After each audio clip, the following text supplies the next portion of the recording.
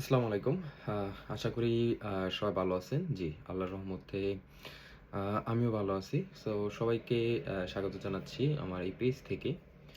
তো রিসেন্ট আমার কাছে হচ্ছে ব্যাংকের বিষয়ে হচ্ছে অনেকে কোয়েশ্চেনস করতে যাচ্ছেন। আ পার্সোনালি মেসেজ দিচ্ছেন। সো আমি ব্যাংকের বিষয়টা একটু ক্লিয়ার করে দেই যেন হচ্ছে আপনাদের কোনো প্রকার কনফিউশন না থাকে এবং ব্যাংকের বিষয়ে আপনারা একটা ক্লিয়ার আইডিয়া পেয়ে যান। সো সাউথ কোরিয়াতে যারা হচ্ছে স্টুডেন্ট ভিসাতে অ্যাপ্লিকেশন করতে চান, স্পেশালি D2 তে, D41, D47 এই প্রোগ্রামগুলোতে যারা অ্যাপ্লিকেশন করে থাকেন, সো তাদেরকে হচ্ছে ব্যাংক শো করতে হয়। ইভেন রিজনাল ভিসা, এখন হচ্ছে আবার ই ভিসা দিবে ব্যাচেলারে। সো সবগুলোর জন্য হচ্ছে একটা ব্যাংকের রিকোয়ারমেন্ট থাকে এবং প্রোগ্রাম ওয়াইজ, প্রভিন্স ওয়াইজ হচ্ছে ব্যাংকের যে রিকোয়ারমেন্ট সেটা হচ্ছে ভিন্নতা রয়েছে। সো ফার্স্টে যদি হচ্ছে আমি ই-ভিসার কথা বলি, ই-ভিসা বাংলাদেশি স্টুডেন্ট মূলত আসতেছে হচ্ছে বুসান এরিয়াতে। তারপর হচ্ছে সোউলে প্লাস হচ্ছে গোয়াংজুতে এবং চুনচান, যেটা হচ্ছে আ খাংহন ন্যাশনাল। সো বিভিন্ন এরিয়াতে আসতেছে। সো বিভিন্ন এরিয়া ভেদে, ইউনিভার্সিটি ভেদে, যেহেতু ইউনিভার্সিটি হচ্ছে বিভিন্ন এরিয়াতে এবং ওই এরিয়ার ওই ইমিগ্রেশনের হচ্ছে ডিপেন্ড করে হচ্ছে ব্যাংকের রিকোয়ারমেন্টটা থাকে। সো আমি যদি বুসানের কথা বলি, আপনারা সবাই জানেন বুসান হচ্ছে 6 মান্থের ট্রানজ্যাকশন হিস্টোরি প্লাস হচ্ছে ফান্ড ম্যাচুরিটি হচ্ছে ২ থেকে ৩ মাস থাকতে হবে, এরকম বলা হয়েছে অলরেডি ইমিগ্রেশন থেকে। সো এছাড়া যদি আমি কাঙ্গন ন্যাশনাল যে এরিয়াতে, সো ওইখানে যদি বলি, সেখানে হচ্ছে শুধুমাত্র সলভেন্সি সার্টিফিকেট, মানে হচ্ছে টোটাল ব্যালেন্স সার্টিফিকেট দিয়ে হচ্ছে আপনার ভিসা হচ্ছে। ওইখানে কোনো প্রকার স্টেটমেন্ট, 6 মান্থের কোনো প্রকার স্টেটমেন্ট প্রয়োজন হচ্ছে না। বুঝতে পারছেন? আ এছাড়া হচ্ছে আমরা আরো যে ইউনিভার্সিটিগুলো নিয়ে কাজ করতেছি, আ ওইগুলোতেও বলতে গেলে এভাবে হচ্ছে ট্রান্সেকশন হিস্ট্রিটা লাগতেছে না। শুধুমাত্র সলভেন্সি সার্টিফিকেট দিয়েই হচ্ছে।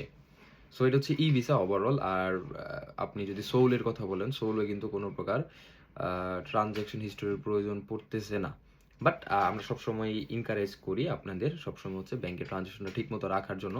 কারণ যেকোনো সময় হচ্ছে আপনার ট্রান্সেকশন হিস্টোরি তারা আপনার কাছ থেকে চেয়ে বসতে পারে। সো এইজন্য রেগুলার ট্রান্সেকশন করবেন।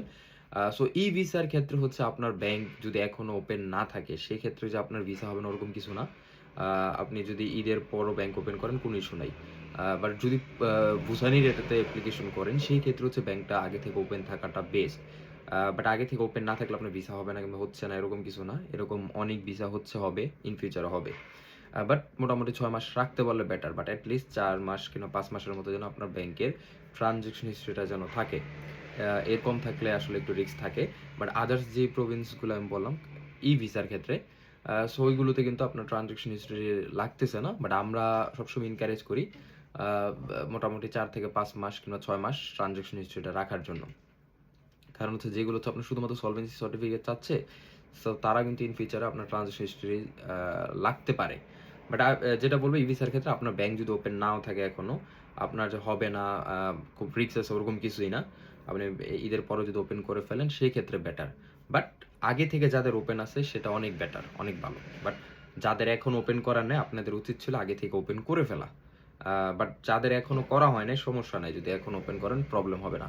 সো এখন হচ্ছে আমি যদি ইইপির কথা বলি, ইইপির ক্ষেত্রে হচ্ছে আপনারা জানেন বুসান এরিয়া, গিমহে, তারপর হচ্ছে আমাদের সোসাং, তারপর হচ্ছে সোল, মোটামুটি সব জায়গায় কিন্তু এখনো ই-ভিসা ইইপিটা কিন্তু অফার করতেছে।